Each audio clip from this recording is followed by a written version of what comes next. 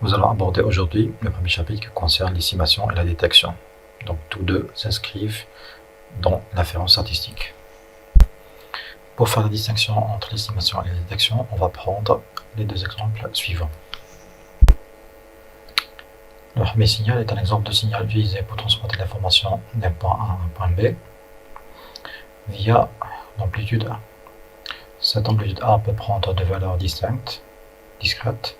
C'est moins 1 pour le bit 0 par exemple, et plus 1 pour le bit 1. Dans l'exemple de transmission, donc le signal X de t est le signal émis, le signal Y de t c'est le signal reçu.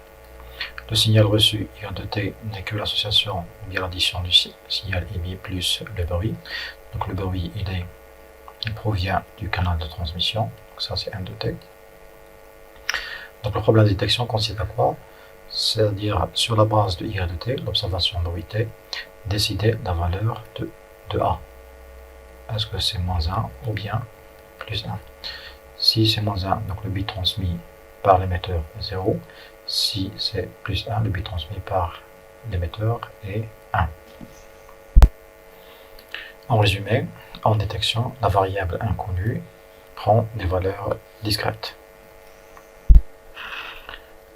Contrairement à la détection, ici la valeur inconnue θ appartient à un continuum. Par exemple, le continuum ici est un intervalle entre moins pi et pi. Donc de même, le problème ici consiste toujours à trouver la valeur de θ à partir d'une observation bruitée Y de t.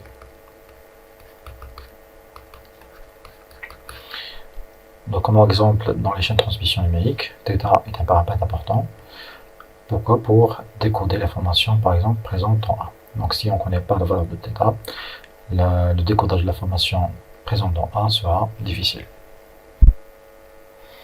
On va aborder maintenant en détail le problème de détection binaire, qui consiste à trouver la valeur d'une variable discrète prenant deux valeurs possibles, en donnant premièrement le modèle mathématique équivalent. Donc le problème de détection peut se modéliser comme suit. Donc on a une source binaire générant deux signaux S de 0 de t et S1 de t avec les probabilités P0 et P1.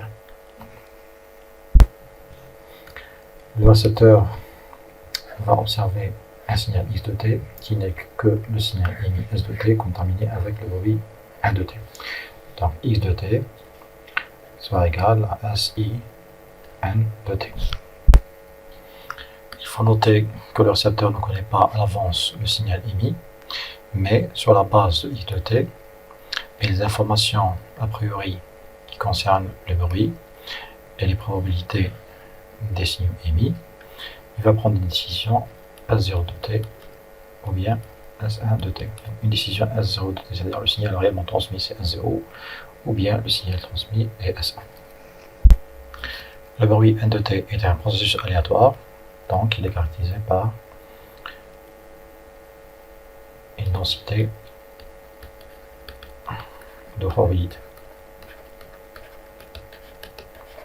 qu'on note P de n, indice 1 de 1. Il faut noter que Pn de n ne dépend pas du temps, donc 1 de t est supposé stationnaire.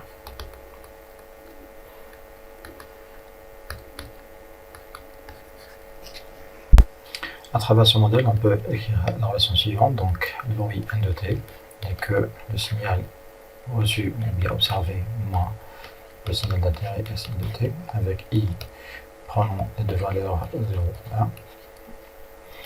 Donc la densité de probabilité P de n n'est que la densité conjointe X SI.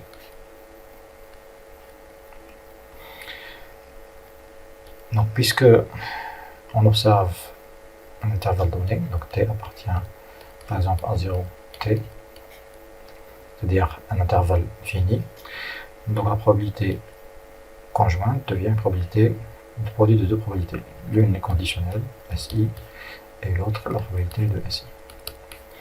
Donc sachant que le signal d'intérêt ne change pas dans l'intervalle 0 à t, donc cette valeur égale à l'unité, qui devient déterministe si on observe un intervalle fini, et il devient aléatoire si on observe un intervalle infini. Donc ça devient une probabilité tout court conditionnelle. Donc on a pu trouver une relation probabiliste entre quoi et quoi? Entre le signal d'intérêt et l'observation. Maintenant qu'on a défini le modèle, on peut davantage détailler les relations entre les grandeurs de ce problème. Donc la source génère les deux signaux S0 et S1 avec la probabilité P0, P1. Le bruit transforme le signal S0 en une valeur X à travers la fonction de vraisemblance P de X sachant S0 et transforme le signal S1 en une valeur X à travers une loi de densité de probabilité conditionnelle P de X sachant S1. Il faut garder dans l'esprit que la densité de probabilité du bruit P de N égale à P de X sachant SI, avec I égale à 0 ou bien 1. Donc la valeur observée X appartient à un espace d'observation, et cet espace d'observation il est déterminé par quoi? Par la valeur de S0 et S1, ainsi que le bruit N de T. Donc le récepteur sur la base de l'observation X de T doit être capable d'en décider quel est le signal réellement transmis, S0 de T ou bien S1 de T. Donc cette décision elle est labellisée par H0 ou bien H1. Donc pourquoi on n'a pas utilisé les mêmes notations S0 et S1? C'est parce que cette décision elle peut être erronée. Donc les deux labels H0 H1 font référence à la décision S0 de T et S1 de T. Donc puisque la décision n'est pas forcément la bonne réponse, on trouve les cas de situation possibles. Donc on peut décider H0 sachant que S0 est réellement transmis. On peut décider H1 sachant S1 est réellement transmis. Donc ces deux cas est un bon fonctionnement du récepteur, mais il y a des situations correctes. On peut trouver aussi décider H0 sachant S1 réellement transmis, et on peut décider H1 sachant S0 transmis. Donc ces deux cas correspondent à des erreurs de décision. Le récepteur, en prenant une décision, implicitement il réalise une partition de l'espace d'observation. Donc le récepteur va subdiviser l'espace d'observation en deux régions. Donc la première notée O0 pour les décisions H0 et l'espace O1 pour les décisions H1. Donc toute valeur de x appartenant à O0, on décide H0. Toutes les valeurs de x appartenant à O1, on décide H1. Donc en d'autres termes, le récepteur réalise un partitionnement de l'espace d'observation en deux régions, chacune associée à la décision respective. Bien sûr, dans notre conception du récepteur, on essaye de minimiser toujours les situations de mauvaise décision. Donc le récepteur doit réaliser un partitionnement de l'espace d'observation tout en considérant la minimisation des situations de décision erronée. Pour qu'on puisse réaliser un récepteur qui prend les bonnes décisions, c'est-à-dire ces deux-ci, il faut que le récepteur possède une règle de décision. Cette règle de décision doit satisfaire des critères. Parmi les critères qu'on peut choisir, on peut choisir le critère de Bayes, le critère min-max ou bien le critère de la même personne. Le premier critère il est intuitif car il minimise la probabilité d'erreur. Donc cette probabilité d'erreur consiste à la probabilité des situations erronées. La première situation c'est de décider H0 sachant que le signal émis est S1. Ou bien la deuxième situation c'est décider H1 sachant que le signal réellement transmis est S0. Ces probabilités conjointes, on peut les exprimer en fonction des probabilités des signaux S0, S1 et S0, et les probabilités conditionnelles H0 sachant S1 et H1 sachant S0. Cette probabilité H1 sachant S0 n'est que la probabilité de décider H1 sachant que le signal réellement transmis est S0, et P de H0 sachant S1, c'est la probabilité de décider H0 sachant que S1 est transmis. Dans cet exemple, l'espace d'observation n'est que l'axe des réels.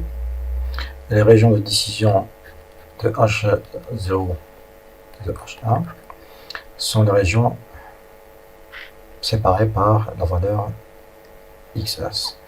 Donc la région O0 c'est de l'infini jusqu'à XS, et la région H1 c'est de valeur supérieure à XS vers plus l'infini. Donc pour toute valeur appartenant à O0, le récepteur va décider H0, c'est-à-dire le signal transmis c'est S0, et toute valeur appartenant à l'intervalle O1 correspond à une décision H1. Grâce à cette partition de l'espace d'observation en deux espaces O1, O0, on peut définir les probabilités d'erreur des deux situations H1 sachant S0 et H0 sachant S1. Donc cette première probabilité, c'est la probabilité lorsque on est dans l'état S0, c'est-à-dire cette courbe,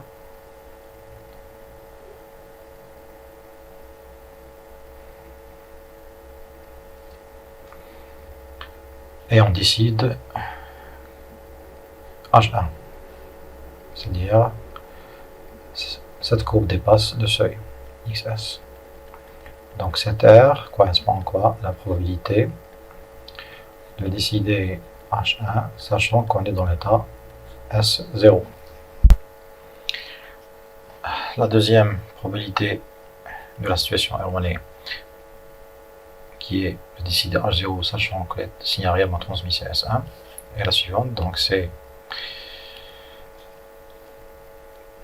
le symbole transmis c'est S1, c'est-à-dire cette courbe associée qui n'est que P de X sachant S1, et qu'on décide que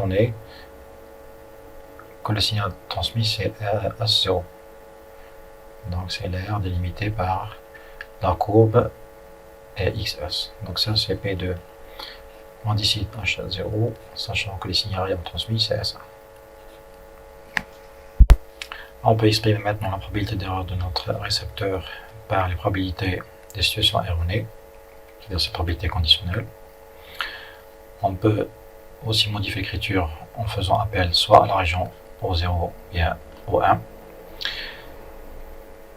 Si on choisit cette écriture, donc on peut réduire la probabilité d'erreur de notre récepteur à ce qui est souhaité en ajoutant à la région O0 toutes les valeurs qui permettent d'avoir cet intégral négatif, c'est-à-dire ce produit supérieur à ce produit.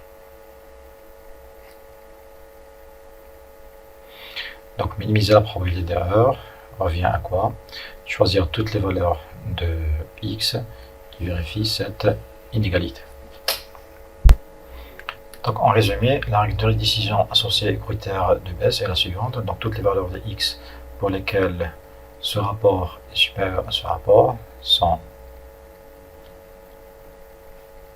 font référence à un signal transmis égal à S1 de t, et toutes les valeurs qui permettent d'avoir ce rapport supérieur à celui-là font référence à un signal transmis S0 de t.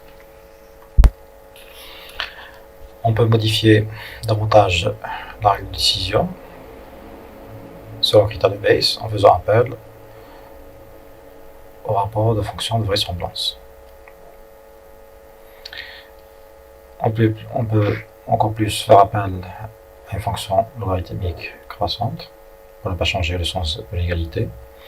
Donc Ln, le rapport de vraisemblance supérieur au rapport P0P1 lorsque le signal S1 est décidé, le cas contraire lorsque S0 est décidé.